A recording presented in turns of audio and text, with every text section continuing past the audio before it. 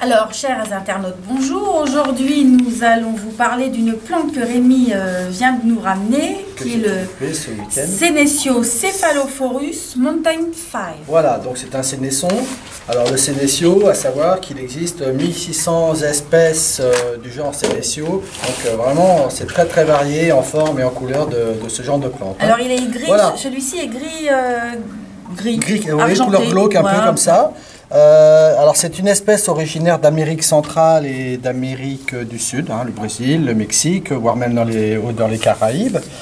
Alors, de la famille des Astéracées. Alors ce qui est intéressant, c'est que c'est vraiment une plante très tendance, vraiment très à la mode, très facile d'entretien et surtout intéressante du coup pour les personnes qui n'ont pas forcément la main verte. Alors je trouve que c'est vraiment sympa, posé sur un bureau, une petite table, enfin voilà, c'est une plante vraiment passe-partout. Alors bien évidemment, il faudra quand même que la pièce soit lumineuse pour la mettre, évidemment. Oui. Si c'est pour la mettre dans un bureau carrément dans la pénombre, c'est pas la peine. Il faut quand même que la pièce soit lumineuse. Et au niveau température, elle n'a pas l'air d'être très exigeante. Non, ça peut aller de 15 à 30 degrés. On peut descendre même jusqu'à du 5 degrés pendant l'hiver si on l'a vraiment dans une véranda vraiment pas chauffée. Mais en limitant très fortement les arrosages d'hiver. Voilà. Alors, bon là elle est dans un pot plastique. Elle est dans un petit pot. Alors, comme toujours, quand on achète des plantes comme ça qui viennent en plus, voilà, quand toutes ces plantes qui viennent comme ça, qui viennent de sortir de culture, on imagine bien qu'elles ont été poussées à l'engrais vraiment au maximum, et pas forcément toujours dans le terreau, dans le substrat idéal, puisque là, à chaque fois, ils nous mettent un substrat vraiment très fibreux. Qui est pas très cher non plus. Qui est pas cher et puis surtout qui est pas lourd en plus, du coup pour les transports, voilà, tout ça, ça compte.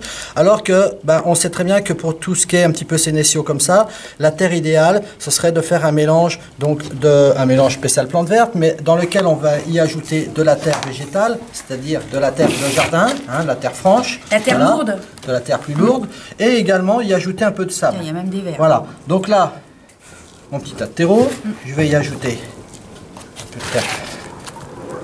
Voilà, et hop, et du sable. Et là, on aura quelque chose comme ça, du coup, consistant. Et là, la plante pourra se développer plus facilement. Voilà, alors, effectivement, Monsieur pot de terre. mon pot de terre, toujours pour la même raison, il sera plus facile d'entretenir votre plante en étant dans un pot en terre que plutôt un pot plastique. Là d'ailleurs, on le voit, le pot plastique, là, on voit que la plante a été arrosée, on voit que le fond est trempé, carrément, alors que le dessus est sec. Donc vous voyez que, justement, le fait du pot plastique, ça fausse complètement le diagnostic, puisque là, j'ai dépoté la plante, mais si je ne la dépotais pas, eh bien là, tiens, je pourrais me dire, tiens, la terre, elle est sèche, qu'est-ce que je fais? Je l'arrose. Alors que, si au contraire, la plante, on l'a dans un pot en terre cuite, la peau étant en matière poreuse, l'humidité va beaucoup mieux se répartir. Si le dessus est humide, le fond le sera autant. Si au-dessus, elle sera sec, le fond le sera autant. Pareil. Donc voilà. Là, tu mets pas de billes ou je vais quand même mettre un petit peu de billes d'argile. Toujours. J'aime bien. Ce qui assure vraiment aussi la vie de la plante, c'est d'avoir toujours un bon drainage. Il faut que les racines soient bien aérées.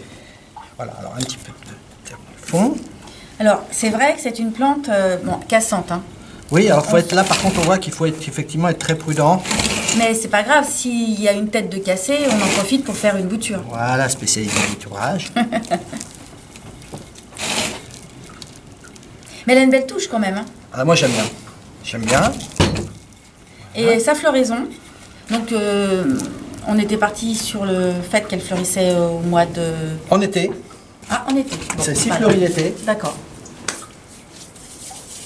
Donc, on a raté le coche pour celle-ci. Il va falloir attendre l'été prochain. Voilà. Donc, voilà. De toute manière, on va la laisser pousser. Ce qui est intéressant, c'est de la voir se développer, de la voir fleurir. Alors, je disais, donc, il faut de la luminosité. Donc, surtout pendant la saison d'hiver, effectivement, il faut que ce soit vraiment le plus possible à la lumière, au soleil. C'est pas un soleil qui brûle. Par contre, évidemment, l'été, au printemps en tout cas, quand il va se mettre à faire un soleil plus vif, eh bien, c'est comme pour beaucoup de plantes, il faudra être prudent, c'est-à-dire qu'on pourra la mettre dehors, mais pas subitement en plein soleil. Il faudra y aller progressivement. Oui, parce que passer d'une véranda ou d'un appartement au rayon direct du soleil, ça fera des nécroses ça va brûler. Sur la feuille. Oui. Immanquablement, c'est... Et en tout cas, le fait comme ça de la mettre à l'extérieur, eh bien là, vous la verrez fleurir carrément. Ça fera des jolies fleurs rouges, mais ça... Et bien ça, on verra... Ça va être l'occasion, voilà, on va la laisser pousser. Parce que nous, on en a, c'est notre premier spécimen. Oui. On connaît les sénéciaux. Il y en a plein, parce que tu as dit qu'il y avait 1600 espèces. Donc, on connaît le mécanisme des sénéciaux. Mais de celui-là, on le découvre en même temps. C'est vraiment une nouveauté, de toute façon. On la trouve vraiment un peu partout maintenant dans les jardineries. Oui. C'est une question de mode. Il y a des phénomènes de mode, de toute manière. Il y a des variétés, des espèces de sénécio qui étaient très à la mode il y a quelques temps qu'on ne voit plus maintenant, et ainsi de suite. Mais alors, elle va rester trapue. Oui. C'est ça aussi qui est intéressant. Pour mettre sur un bureau, par exemple, c'est pas une plante qui va devenir folle dingue et partir un petit peu dans tous les coins. Alors, quand on l'aura à l'extérieur, éventuellement, elle va peut-être pousser quand même un peu plus en hauteur, les 30 cm environ de hauteur. Mais c'est une plante qu'on peut retailler facilement. On peut lui donner la forme qu'on veut. Oui. L'intérêt, c'est de l'avoir toujours trapue comme ça. Bon. Pour l'arrosage, vas-y. Bien, c'est une plante qui n'a pas besoin d'eau. Alors, le conseil qu'on donne, c'est on touche la terre. Quand c'est humide, eh bien, on n'arrose pas. Quand c'est sec, on peut laisser quelques jours bien au sec avant de réarroser. Parce que c'est un sénécio, ça fait partie des plantes un peu succulentes. C'est des succulentes. Donc, il faut vraiment... En fait, le plus grand ennemi de cette plante, c'est l'excès d'arrosage. Il faut mieux qu'elle manque d'eau, parce que ça, c'est encore récupérable. Un excès d'eau, c'est difficilement récupérable. Même quand on vous dit, vous changez la terre, etc., la plante, elle a pris un... Et ça, c'est pour toutes les plantes, le même principe. Le même principe. Donc, en hiver, eh bien, puisqu'on part du principe qu'on la met dans une pièce un peu moins chauffée, ça serait sympa, eh bien, on limite l'arrosage. Moi, je dirais une fois tous les 15 jours, et encore.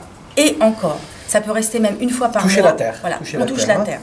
Mais même en hiver, même si c'est très très sec, si la température est à, je sais pas moi, 10 degrés, on n'a pas forcément besoin d'arroser. Mais c'est vrai que... Elle donnera des signes, de toute façon. Oui, et là tu fais bien d'insister sur la température, puisque plus la température sera élevée dans la pièce, plus la plante risque de s'étioler. Elle va monter. Elle va monter, elle va s'étioler, elle va se fragiliser. Donc c'est pourquoi là tu insistes sur le fait que la température va pas trop chauffer. Pas trop chauffer. C'est toujours bon d'avoir une petite... Autant elle adorera être en extérieur à du 25-30 degrés en extérieur pendant l'été, il n'y a pas de problème. Mais pour l'hiver, évitez de la mettre dans une pièce trop chauffée. Oui. Là, on n'a pas arrosé. Donc, on a parlé de l'arrosage. Non, comme là, on vient de la rempoter, il est nécessaire quand même de l'arroser. Tout à fait. Alors là... Bon, là, on lui met du jus. Elle a un régime un peu spécial. L'eau, elle est marron, voilà, mais c'est pas de l'eau du robinet qui sort comme ça. Non. C'est parce que là, on a mis du lombricompost.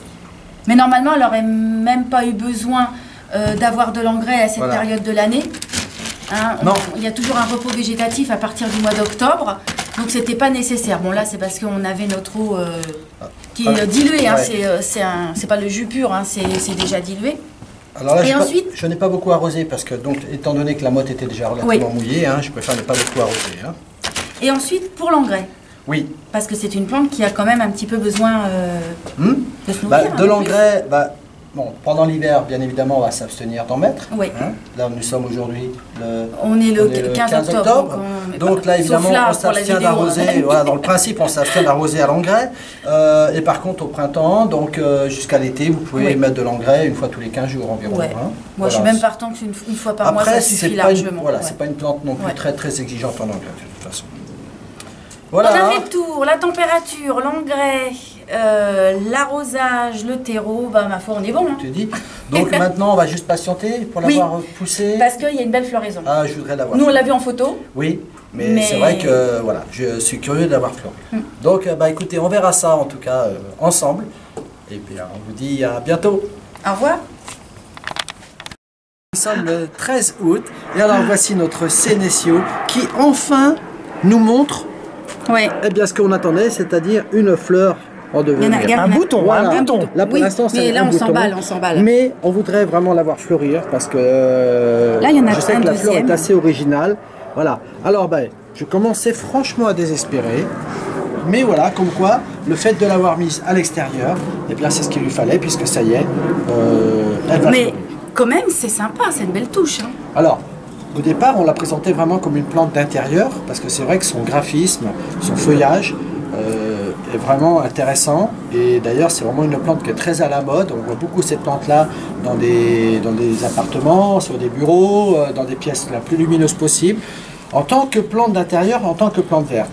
Mais sachant que cette plante-là peut fleurir aussi, et là pour fleurir, s'il est indispensable de la mettre à l'extérieur, là comme quoi on en a bien la preuve. Et réduire l'eau. Voilà, et réduire les arrosages.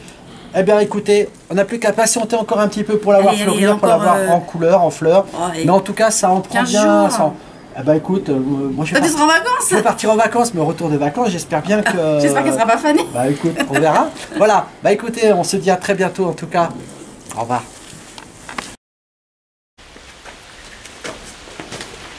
Me voilà. Alors, on se retrouve autour de cette jolie plante. Oui. Nous sommes aujourd'hui le 2 octobre et enfin... On désespérait, hein. Oui. On désespérait de ne pas la voir fleurir, c'est vraiment ce qu'on attendait. Oui. Parce que ça fait quand même pas mal de mois qu'on la suit. Qu'on la suit. Hein. Elle a bien poussé.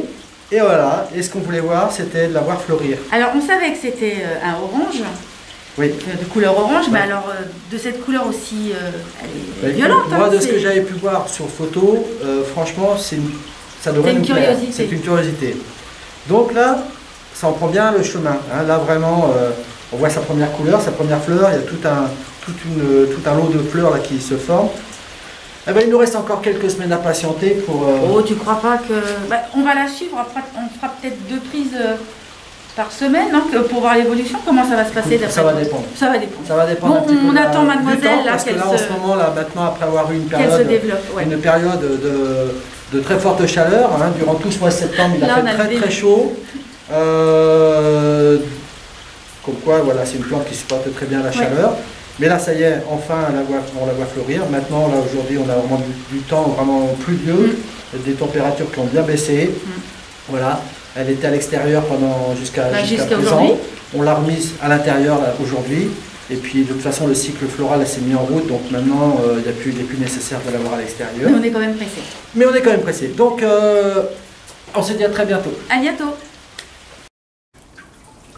Alors, nous voici le 30 octobre. Et c'est la dernière prise sur cette plante pour vous montrer le fleurissement. Je pense qu'on n'en aura pas plus. Enfin, il y en a qui vont défleurir, d'autres qui vont se mettre à fleurir. Mais bon, globalement, voilà l'aspect que ça prendra. Ça va être une succession de fleurs en fait. Hein. Une vidéo qui a duré pas mal de temps, mais voilà, hein, on a abouti sur quelque chose de sympa. On a le résultat, on voulait la voir fleurir au moins. Bah là, c'est réussi. Voilà. Donc, à une prochaine vidéo. À bientôt.